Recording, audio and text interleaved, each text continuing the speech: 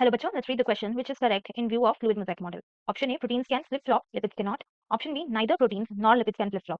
Option C, both lipids and proteins can flip-flop. And option D, lipids can rarely flip-flop, proteins cannot. तो जो यहाँ पर हम की कॉन्सेप्ट यूज करेंगे वो होगा दी फ्लूइड मोज़ैक मॉडल। तो ये फ्लूइड मोज़ैक मॉडल क्या है? It tells about the cell membrane. तो फ्लूइड मोज़ैक मॉडल में सबसे पहले अगर हम बात करें अबाउट दी फ्लूइड नेचर, तो जो सेल मेम्ब्रेन है ये क्या होगी? It is often compare to as fluid. हम सेल मेम्ब्रेन को फ्लूइड से कंपेयर करेंगे, क्यों? क्योंकि जो इसके कंपोनेंट्स हैं वो मूव कर सकते हैं, because the components can move around with in the layer. तो अगर कंपोनेंट्स मूव कर सकते हैं तो हम इसे सोच सकते हैं कि इट इज लाइक अ सी, जिस सी में लिपिड्स होंगे और प्रोटीन्स होंगे, पर यहाँ पर जो चीजें हैं वो ड्रिफ्ट नहीं कर सकती क्योंकि उनको अपनी स्पेसिफिक लेयर्स के बीच में रहना पड़ेगा। तो बात करते हैं मोज़ैक पैटर्न की। तो जो सेल मेम्ब्रेन का मोज़ैक पैटर्न है उसमें क्या होता है? जो टर्म मोज़ैक है उसको हम रेफर कर सकते हैं एज दी पैचवर्क। और ये पैचवर्क किसका होगा? Of the proteins. क्योंकि हम फ्लूइड मोज़ैक मॉडल में क्या बोलते हैं कि जो सेल मेम्ब्रेन है it is made up of a lipid bilayer and इसमें क्या होंगे? प्रोटीन्स एम्बेडेड होंगे।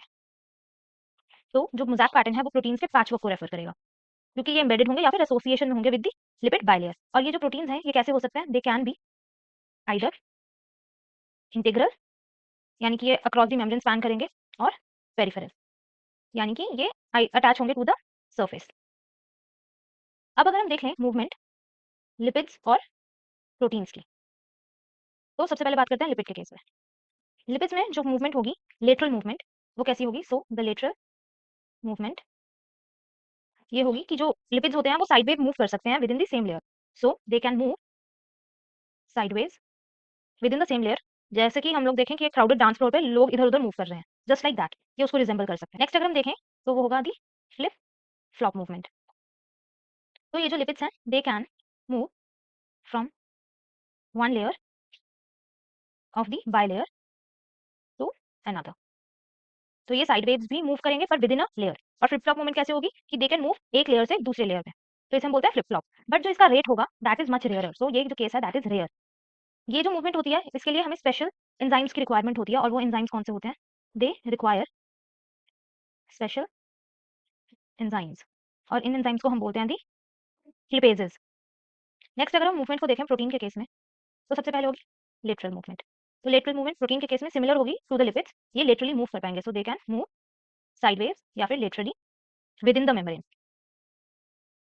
पर ये मूवमेंट स्लो होगी एज कम्पेयर टू लिपिड्स, क्योंकि जो प्रोटीन होता है उनका जो इंटरैक्शन होता है और उनके जो साइज होते हैं वो लिपिड से वैरी करते हैं। नेक्स्ट जो मूवमेंट होगी वो है फ्लिप फ्लॉप। तो फ्लिप फ्लॉप मूवमेंट के केस में प्रोटीन्स में ये होती ही नहीं है।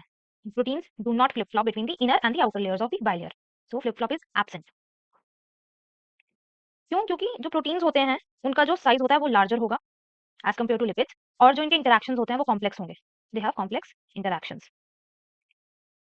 तो ये प्रोसेस काफी डिफिकल्ट हो जाएगा।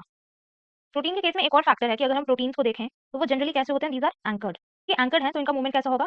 दे हैव द रिस्ट्रिक्टेड मूवमेंट, तो ये इधर उधर ज्यादा मूव ही नहीं कर सकते। So here option D will be the correct answer. I hope you guys understood it well. Best of luck.